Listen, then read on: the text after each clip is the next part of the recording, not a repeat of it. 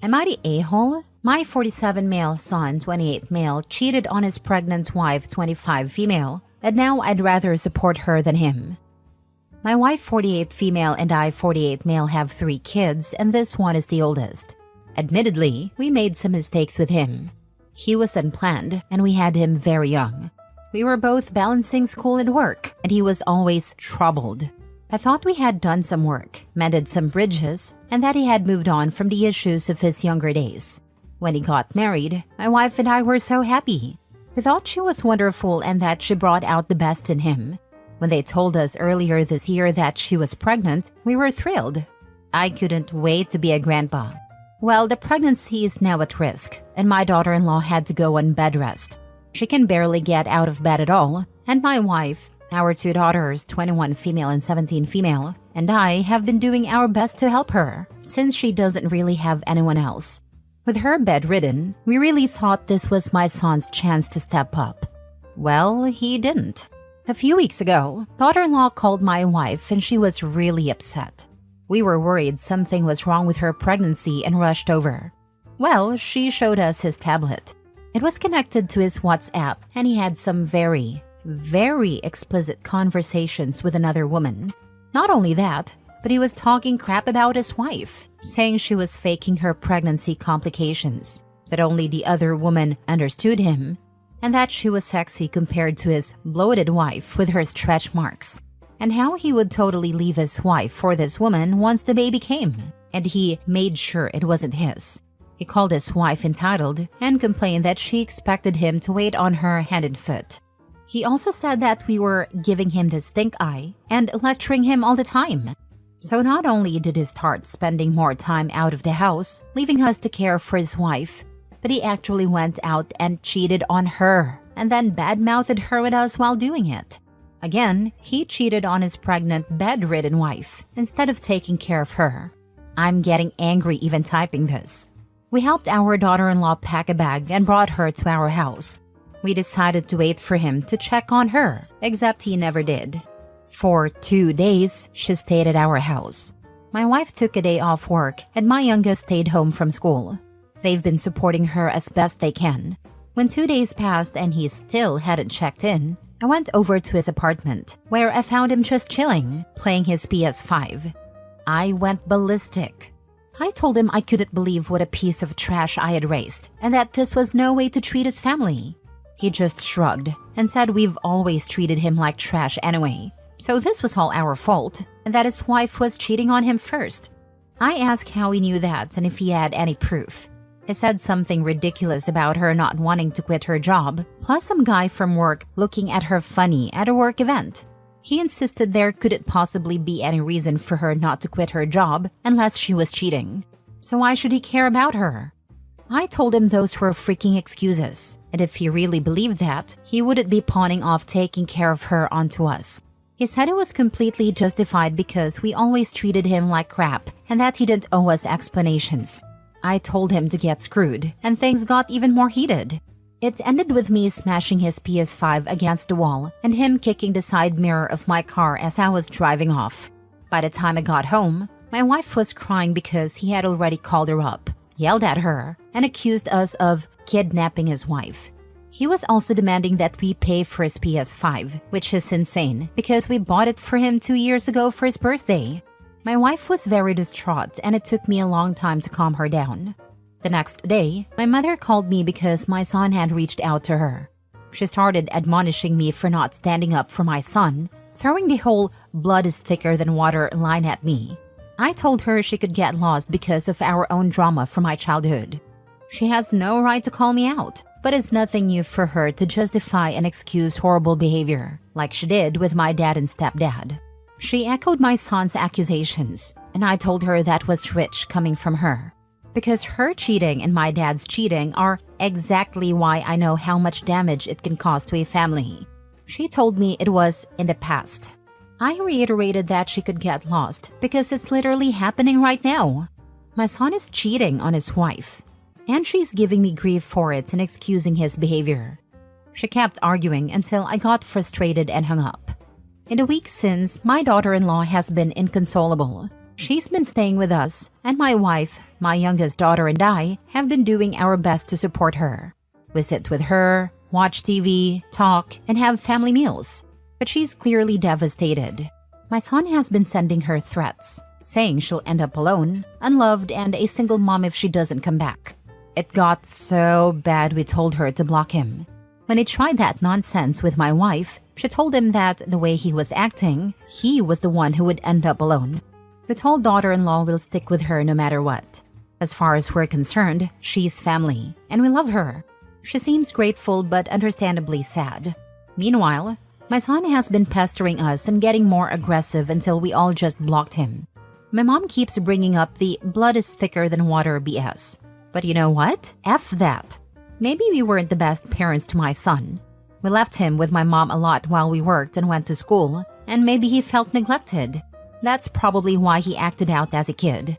But I still can't excuse treating the woman he supposedly loved this way, making up lies about her, and refusing to apologize or make amends. So, to hell with blood. I choose the daughter-in-law who has been nothing but loving and wonderful to all of us and needs us now, over the son who's turned into the worst kind of adult. I said it. My son is a piece of turd, and I think I might hate him. Maybe it's my fault. Maybe I should have been a different parent when he was a child. But this is how things are right now, and I want nothing to do with him.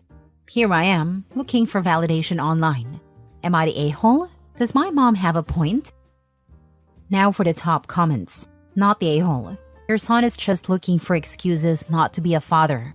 This, regardless of what happened when he was a child, he's an adult now and responsible for his actions. He's just making excuses for acting like a toddler having a tantrum. Stick with your daughter-in-law and grandchild.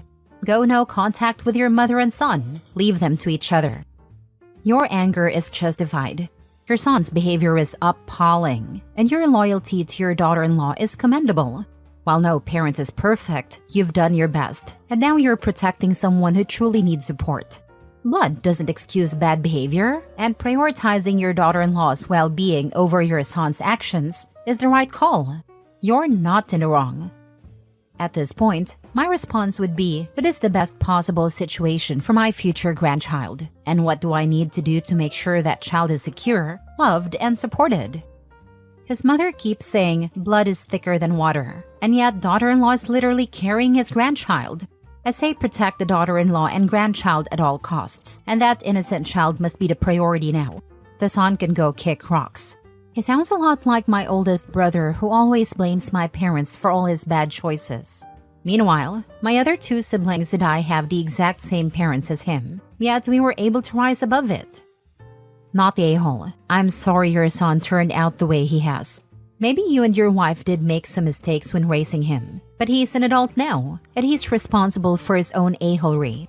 He sounds like a horrible human being, and until he reforms, if he ever does, which is doubtful, all of you deserves the peace his absence from your lives will bring. Next story. Am I the a-hole for exposing my dad and his wife in therapy and airing their dirty laundry to the therapist? My dad and his wife put the step family in family therapy after my dad's youngest stepkid 10 ran away back in June. The push for family therapy instead of individual therapy was because my dad's other stepkids, 16 and 15, were more upset when their half-brother was found, and my brother, 14, and I, 17, weren't all over the youngest when he was found, promising would be better siblings and all that. Let me break down the family history and the dirty laundry I aired.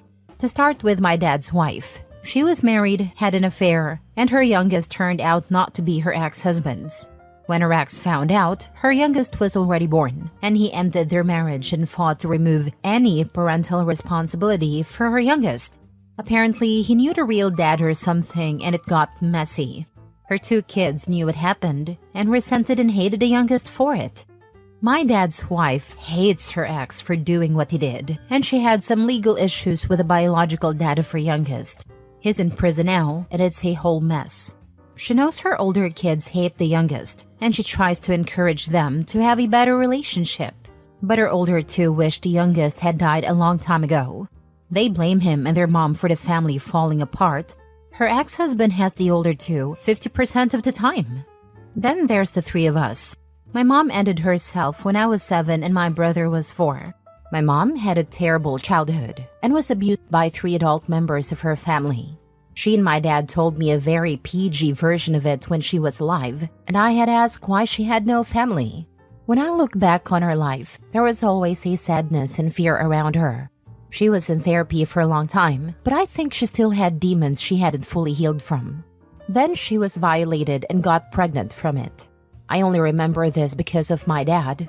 He was so angry when he found out she was pregnant that he basically called her a bunch of names and said he wasn't raising the spawn of some evil a-hole like that, and he left my mom. I don't even think she wanted to keep the pregnancy, but being violated again and my dad leaving her pushed her over the edge. After she passed, and my dad realized I was aware of too much of what had happened, he told me I could never tell my brother. He also said I should find a way to forgive him for what he did. When I met his wife, the two of them acted like mom was selfish and didn't love us enough. That led to me and my dad fighting a lot. For whatever reason, they were never careful about talking about his wife's history either. When we were in a therapy session 2 weeks ago, they said it didn't feel like we became a family when they got married, and they felt bad because the youngest was being the most affected. They said there were 0 reasons why we should be resisting becoming a family so much. That's when I brought up everything in front of the therapist, right there in the middle of the session. I told her about my dad's wife cheating, having a kid with someone else, apparently someone with a record who's now serving time, and how her kids hated her and her youngest for it. I mentioned how he hates her ex. Then I brought up my mom and what my dad did after her attack. I talked about the things they say to try to make my brother and me closer to my dad's wife. I also said a reason we never became a family is because 2 repulsive people keep trying to run away from all the crap they've done.